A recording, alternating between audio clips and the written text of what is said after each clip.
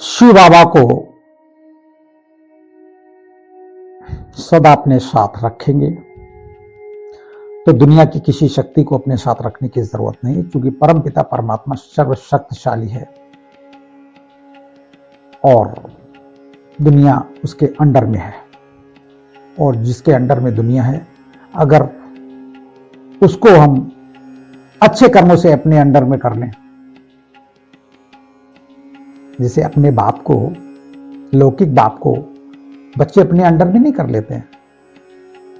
बाप निश्चिंत हो जाता है, मेरा बच्चा सब कुछ ठीक ठीक कर रहा है, तो अंडर में करना हुआ ना।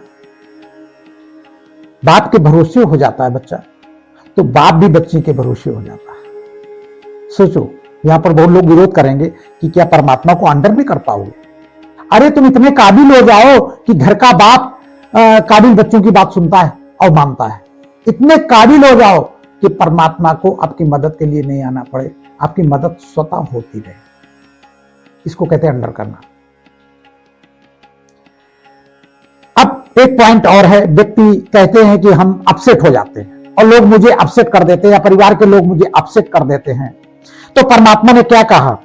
अपसेट होने के बजाय हिसाब किताब को खुशी खुशी चुकता करने वाला निश्चिंत आत्मा हो तुम।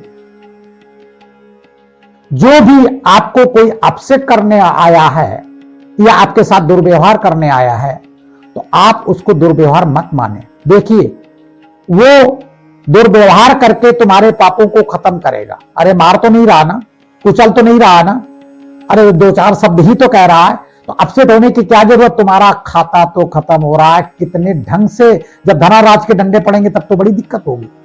ऐसे ही सामने अपनी भड़ास निकाल के अपशब्द कह के या एक दो झापड़ मार के चला गया, तो इसमें अपसेट होने की क्या जरूरत है?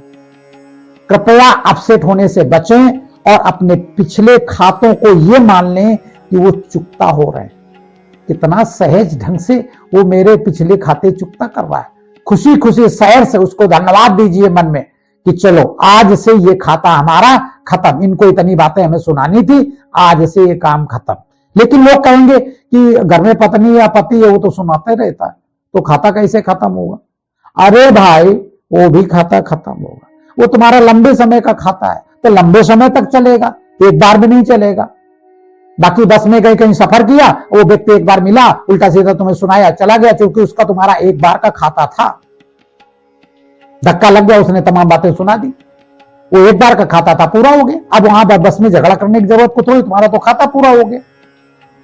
अब घर का जो खाता पत्नी या पति के साथ या बच्चों के साथ है, वो लंबा खाता होता, तभी हमारे वो बच्चे पत्नी पति बनकर आते हैं, क्योंकि लंबा खाता चुकता करना होता, तभी लंबे समय तक वो एक बंधन में बनते हैं, एक रिश्तों में बनते हैं।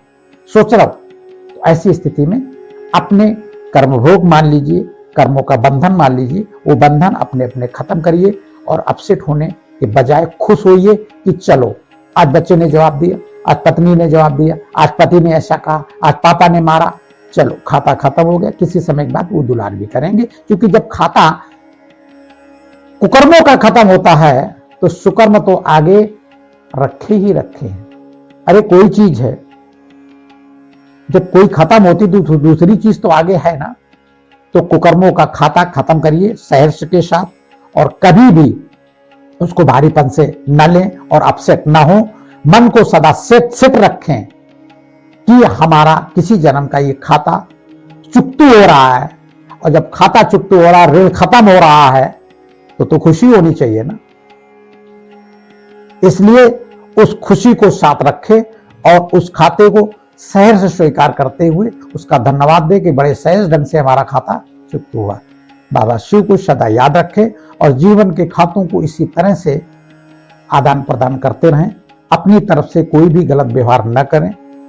वो गलत व्यवहार कर रहा है तो खाते खत्म करने सोचो, हमारा भी खाता है, हम भी कहीं चिल्ला दें, हम भी कहीं अपसेट कर दें किसी को, कभी नहीं। हमें नहीं करना। अगर आपने कुछ किया तो आपका खाता तो और बन गया, तो आपको फिर आगे अदा करना पड़ेगा। इसलिए आपको कुछ नहीं कहना, आपको खाता अब नया कोई भी बनाना नहीं, जो भी बनाना अच्छा बनाना है। बाबा शिव को सदा याद रखें और आनंद कंद भगवान के शरण में, यानी उसके बातों को मानकर अपना जीवन काटें। यही शरण है।